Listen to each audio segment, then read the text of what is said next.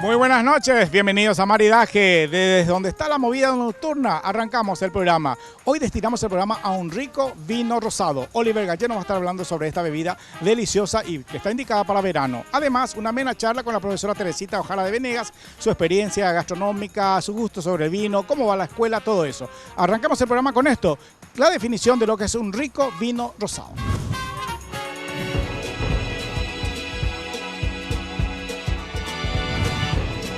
El vino rosado es aquel que tiene algo del color típico del vino tinto, pero solo lo suficiente como para darle un color rosado, que puede ir del claro al fuerte casi violeta, según las uvas y las técnicas de producción usadas.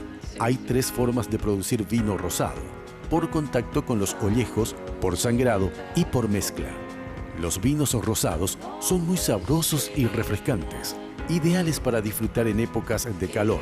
Son una excelente alternativa para acompañar diferentes tipos de platillos. A la hora de optar por alguna etiqueta de este aromático vino, el mejor consejo es que te fijes cuál es su lugar de origen y que pienses cuáles son las comidas locales.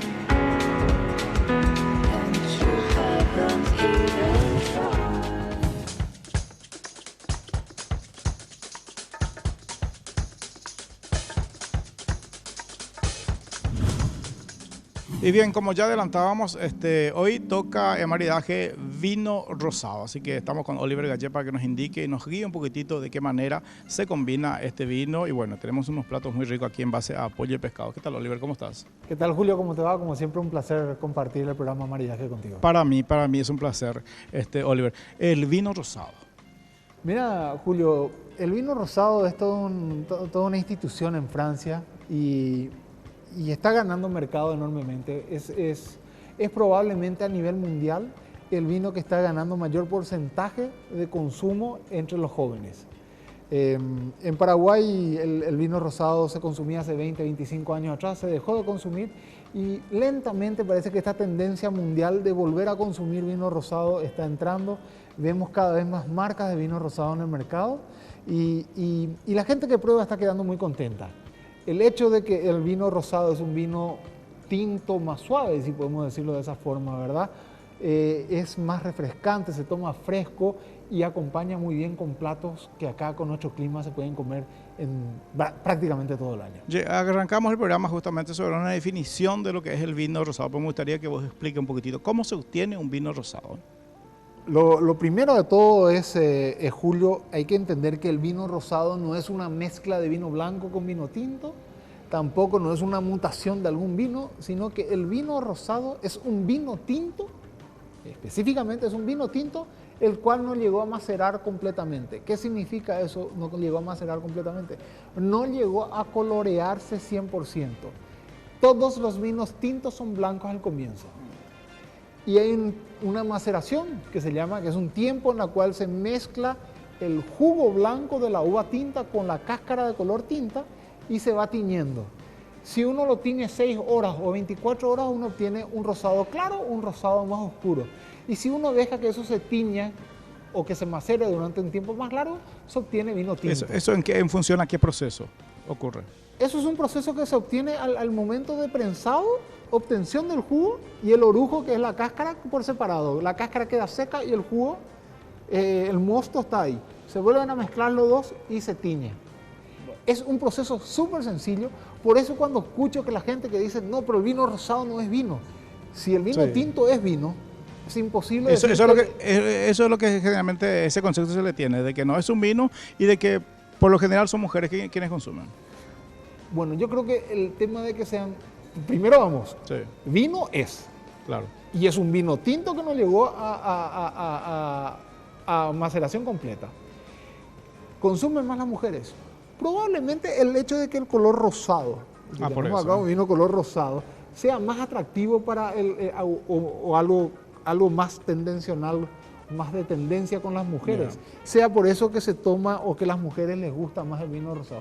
Yo te diría que más que el vino rosado, el espumante rosado es lo que les gusta a las mujeres. Pero el gourmet que quiere comer fresco, que quiere comer así a temperatura y que le gusta lo liviano, opta por vino rosado.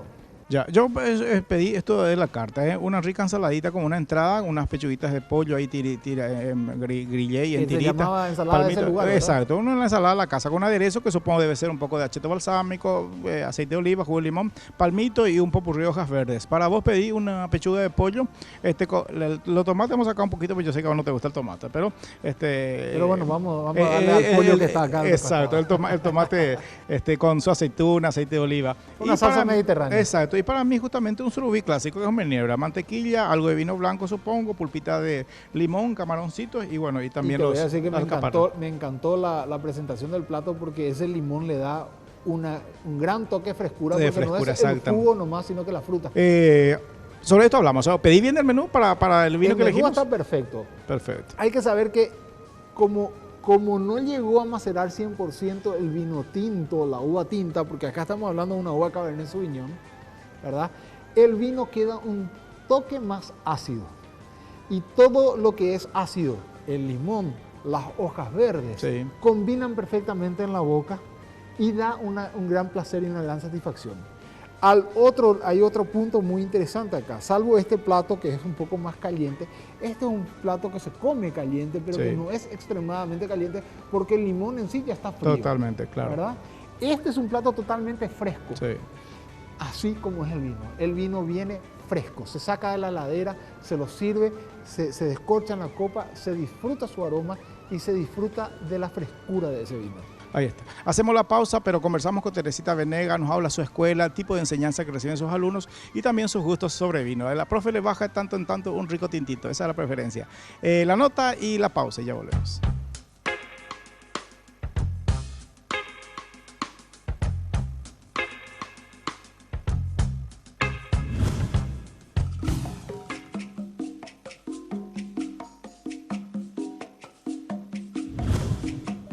Es sumamente importante lo que está sucediendo en este momento en nuestro país con el despertar de la gastronomía. Yo te diría en realidad con el despertar de la gestión de la hospitalidad luego, ¿verdad?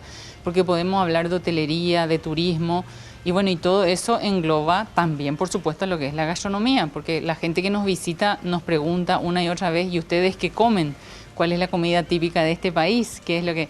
Y bueno, y eso es lo que nosotros desde Ojara precisamente estamos queriendo también revalorizar mucho y estamos trabajando muchísimo en eso, ¿sí? Nosotros por primera vez, o sea, desde este año, unida a Ignacio Fonclara, quien también es una persona maravillosa que trabaja mucho con lo que es el campesino, el agricultor, bueno, y yo con ese sueño, que hace rato estoy un poquito con revalorizar y jerarquizar nuestra cocina, la cocina paraguaya, un poquito para que salga más afuera y se nos conozca más por los sabores esos increíbles que tenemos.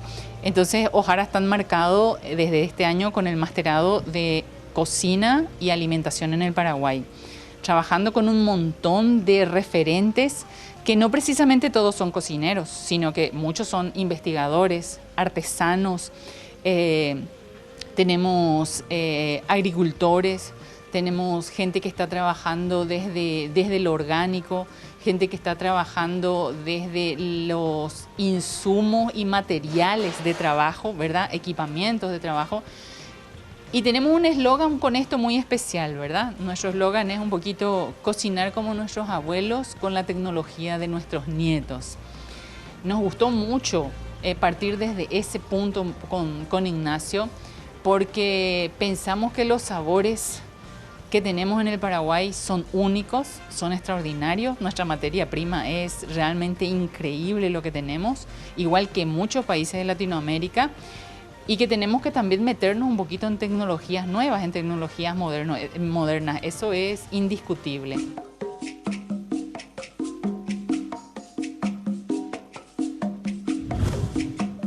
Soy más de un vino tinto, ¿sí? Eso en mi vida culinaria es una asignatura pendiente, ¿sí? No soy una entendida del vino 100%, declaro eso, ¿verdad?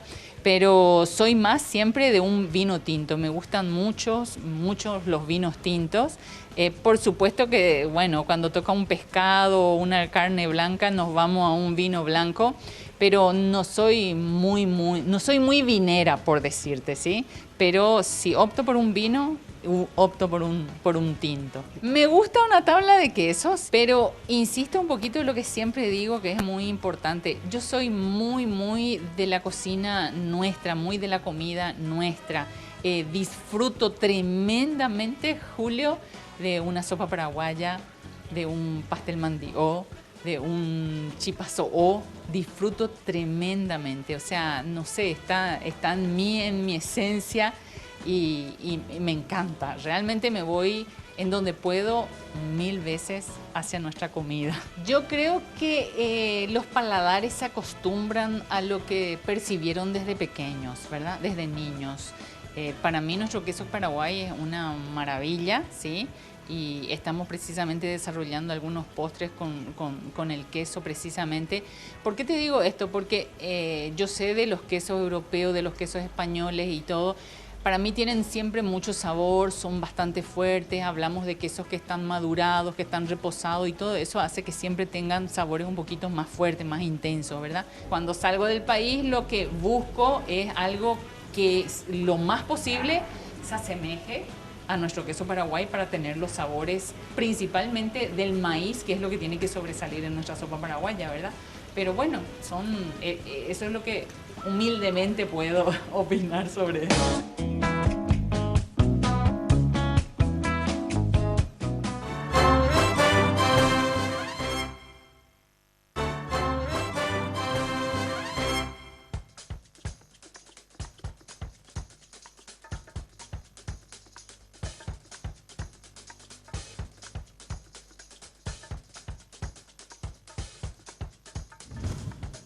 Bien, y muy agradecido a ese lugar por recibirnos aquí y compartir justamente esta emisión de maridaje. Tenemos los platos, el mozo ahí gentilmente ya nos está abriendo. Adelante, maestro, por favor, que la persona entendida le dé el ojazo. Ahí está. Vamos a arrancar justamente con el vinito. ¿Qué estás haciendo ahí, Oliver? Lo que estoy es verificando los aromas. Si le puede servir, por favor, al mismo tiempo. Lo que busco acá es identificar de que no haya ningún error en el vino. De que el vino esté, como dije, que tiene que estar fresco, tiene que estar agradable, tiene que estar frutal, ¿verdad? Si yo en este momento huelo a vinagre o huelo a madera podrida, entonces evidentemente es que el vino está mal. Famoso que se prueba el vino, el mozo te sirve como lo hace y la gente prueba el vino. No hace falta realmente ir y probar. Ya con el aroma, uno ya puede identificar si el vino está bien o está mal. ¿Qué es lo que quiere decir eso? Está picado el vino. ¿Qué ocurrió con ese vino? Que el vino se avinagró, que el vino se pasó, que el vino se cocinó. Puede verse que el corcho esté en malas condiciones, puede verse, sí, está bien. Puede ser que el vino se guardó en un lugar a mala temperatura, o sea, una temperatura extrema de calor y el vino se cocinó, se descompuso. Ya. ¿Influye ahí la temperatura? ¿La luz también puede ser? La temperatura, la luz, hay muchas cosas que pueden influir, pero básicamente la temperatura y la luz son lo que más influyen en que el producto se pueda descomponer. Y aunque vos no creas, el corcho de alcornoque, o sea, de corcho verdadero, tiene un índice muy importante también en que el vino se pueda descomponer. 5% de los vinos mundiales se descomponen por causa del corcho, porque el corcho no es un corcho sano. ¿Y se siguen usando esos corchos? Hoy en día ya están reemplazados. Hoy en día cada vez hay menos corcho, ¿verdad? Entonces, ya son sintéticos. Entonces hay corcho sintético, hay la tapa rosca, que para mí la tapa rosca es hoy en día la mejor opción que hay o la más segura para los vinos sencillos, estamos hablando, o para los vinos que no tienen que guardarse mucho tiempo, porque garantizan de que no hay ese 5% que se pueda descomponer, garantiza que esté herméticamente cerrado y no le penetra oxígeno. Ahora, volviendo... Pero ese es otro tema. Claro, volviendo justamente al vino rosado, ¿se puede hablar de que el vino rosado está indicado para verano, ya que estamos en puertas? Esto es totalmente un vino para verano. Esto es un vino que uno lo puede disfrutar con una picada al lado de la piscina, esto lo puede disfrutar antes de una comida, lo puede disfrutar así, sentado en una terraza, con calor, ¿verdad? Van tomando el vinito blanco. En ese caso, el jardín, a la vera de la piscina, un vinito rosado, ¿qué tengo que tener como picada? ¿Alguna fritura? ¿Puede ser queso también o no? Mira, hay una cosa muy interesante. Este, por ejemplo, es un rosado de Cabernet Sauvignon. Cabernet Sauvignon, si vos lo identificás con carne roja y chocolate. Claro, por eso. y no estamos muy lejos de eso.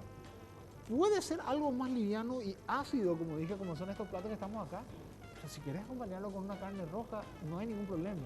Podemos acompañar con una carne roja. Lo que hay que tratar de evitar es el exceso de grasa. La temperatura es similar a lo que se tiene que tener La justo en el temperatura vino blanco. es similar al vino blanco, estamos hablando de entre 8 y 10 grados centígrados. El vino rosado, su procedencia, Argentina, Chile. Bueno, vino rosado hay en todo Sí. lugar en el Digo mundo. lo que más fácilmente se Claro, consigue acá. todo lugar del mundo donde se produce vino tinto, Sí. se puede producir vino rosado. Obtenemos acá en Paraguay vinos rosados chilenos, argentinos, franceses también. Y hay que saber que Francia, todo el sur de Francia, toda la comida mediterránea francesa, que es a base de pescados, tomates, algunas lentejas, se acompañan con vino rosado. Tranquilamente, ¿verdad? Bueno, vos tenés en el restaurante, aparte de lo que ya comúnmente uno ve en góndolas, algún vino rosado especial que quieras invitar justamente a Yo los... tengo varios vinos rosados, ¿verdad? ¿Qué origen? En este momento yo estoy con 3 vinos franceses rosados muy, muy buenos, que varían de 130.000 a 150.000 guaraníes la botella, un precio razonable, y yo creo que tiene aquel carácter del vino rosado francés, que es lo que quiero que la gente pruebe y que la gente conozca. ¿Hiciste alguna vez cata en base a vino rosado y despertó interés? Hice alguna vez cata sobre vino rosado, despertó el interés, pero... No la aceptación como un... Despertó el interés en la gente en acudir a la cata, Sí, pero no el interés posterior en que la gente comprase el vino ya. rosado. Sí. ¿Y eso por qué? Porque todavía estamos muy segmentados blanco y tinto en Paraguay. Solo, o sea que hablando de vino, siempre un tinto y un blanco nomás, ¿verdad? Bueno, ¿y qué podemos hacer de que gente... Yo creo que el programa de hoy va a ayudar muchísimo. Después Sí. de este programa la gente va a ir a algún supermercado, a alguna tienda, a una vinacoteca, a ir a comprar un vino rosado. Y con el calor que hace, bueno, hoy está bien acá chaqueta, ¿verdad? Estuvo medio fresquito, pero ya van a ir a comprar. Estoy seguro que van a ir a comprar y van a disfrutar de un buen vino rosado. O sea que entonces me da la razón de que cuando de repente uno dice, bueno, el vino rosado se presta y está indicado para el verano, está bien entonces. Paraguay es un país que debe de consumir vino blanco y rosado en un 80%. Esa es la realidad. por el clima sí, que por el tenemos. clima, sí. Por el clima que tenemos. Es más, acá estamos en este lugar, yo les hice la carta de vinos Sí. y pusimos 2 vinos rosados en la carta. Y te puedo asegurar que esos 2 vinos que están en la carta es para marcar presencia, pero debe ser probablemente lo menos vendido en toda la carta. Bueno, perfecto. Un traguito más, con esto seguimos. ¿Cómo estamos, chicos? Y yo estoy feliz de la vida aquí, ¿verdad? Volviendo al tema de la comida, una pastita, por ejemplo, muy suavecita, sin salsa, a lo mejor, no sé, un plato muy básico, un espagueti sarteneado con un poco de ajo, aceite de oliva, unos camaroncitos. Estamos hablando de plato mediterráneo nuevamente. Claro, exacto. Vino rosado. Perfecto, ahí. No hay ningún problema. La pasta con una salsa blanca, con camarones, con aceite de oliva, un alioli y todo eso, va muy bien con el vino rosado. Ahora, ir al vino rosado, tal vez con una salsa boloñesa o una salsa putanesca, tal vez sea un poco que le sobrepase al vino. Claro, ¿verdad? claro, porque son salsas más Porque contundentes. son salsas más contundentes. claro. Por más que te dije que el vino rosado puede acompañar una carne, pero te Sí. dije una carne magra. Una carne, sea un Un no sé, un lomito, bife, ¿verdad? una tapa de cuadrilla, una picaña. Ahí iría sin ningún tipo de problema, sin ningún tipo de inconveniente. Cuando uno va cada vez a platos más encorpados en tenor de grasa, necesitamos vinos mucho más fuertes. O sea, ya el rosado tal vez queda muy leve y tendrías que ir al tinto. Ahí tendría que ser un tinto ya para el acompañamiento. Bien, y bueno, me decía de que el hecho de que tenga una pulpita de limón y un poco de alcaparra, que la alcaparra vean es Vos probaste ácida el vino, también. sentiste Sí. frescura, sentiste un poco de acidez, Sí. sentiste algo agradable, Sí. sentiste fruta. Bueno, yo creo que este plato tiene el surubí que le da textura, tiene un poco de aceite que le da una consistencia en boca, ¿verdad? Que te cubre, que te da un sabor Sí. largo en boca. Tiene los camarones que tienen yodo que van bien con esto. Tiene las alcaparras que son ácidas nuevamente. Y otra vez tiene el limón que te da frescura, que te da ácido, pero sin ser abrasivo, sin ser muy, muy fuerte. Una cosa interesante del limón es que el limón también al mismo tiempo te limpia las papilas gustativas y Exactamente. te hace sentir más aún todavía el sabor del producto del vino que estás tomando. Claro. Muchas gracias, Oliver. Gracias, Julio. Bueno, muy bien. Ahora sí presentamos la segunda parte de la amena charla que tuve con la profesora Teresita.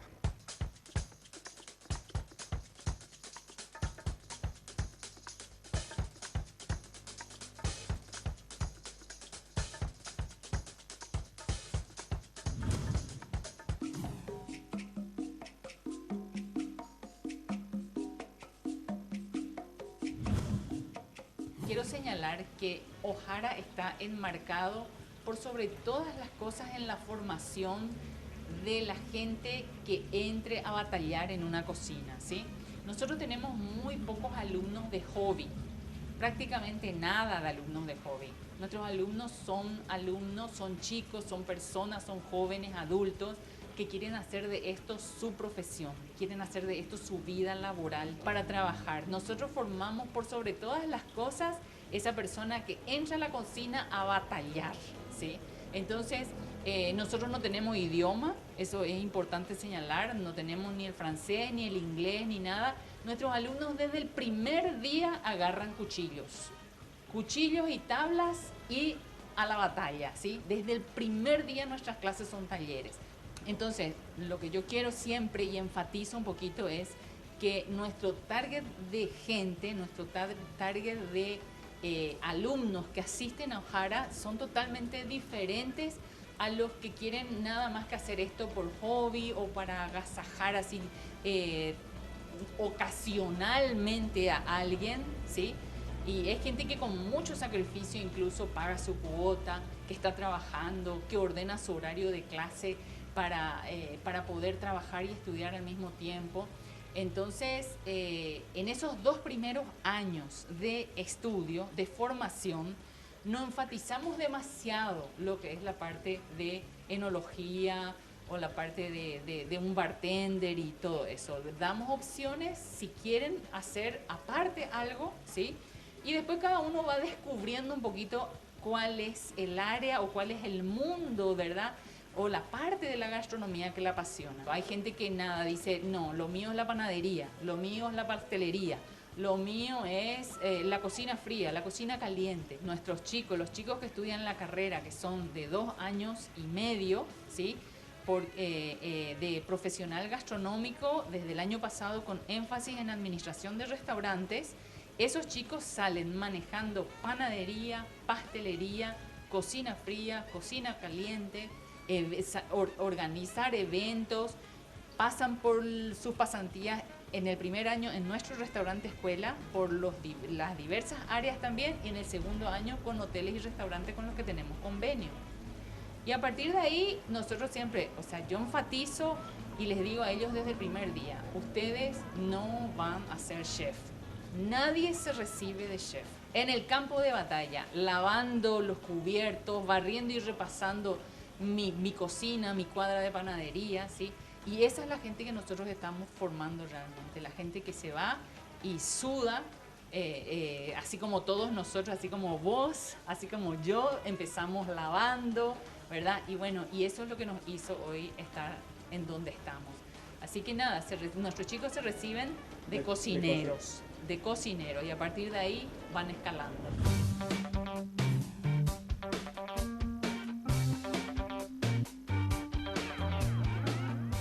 Sidra toda la vida. Sidra, fíjate que soy como muy, ¿cómo te diría? Muy clásica y sí, sidra toda la vida.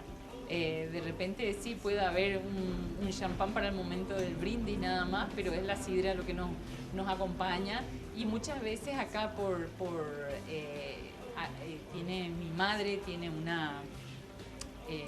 como una costumbre que prácticamente el último día de clase de la escuela, que suele ser el último día de noviembre o el 1 o 2 de diciembre como máximo, porque después empiezan los exámenes.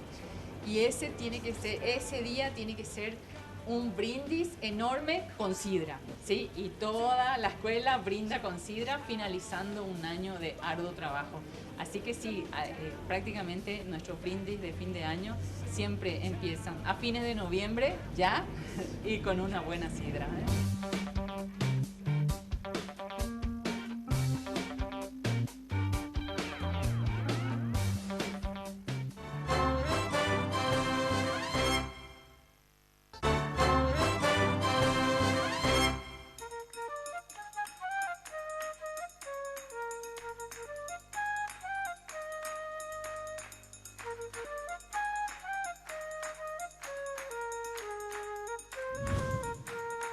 Bien, y así estamos llegando al final de otra emisión de Maridaje. Quiero agradecer a ese lugar, el restaurante que nos recibió hoy. Realmente este lugar tiene un menú bastante casero, así como cocinan las abuelas. Un rico, una rica asado a la olla, una rica milanesa, un plato, un rico sollo, un rico piracaldo aquí en este lugar.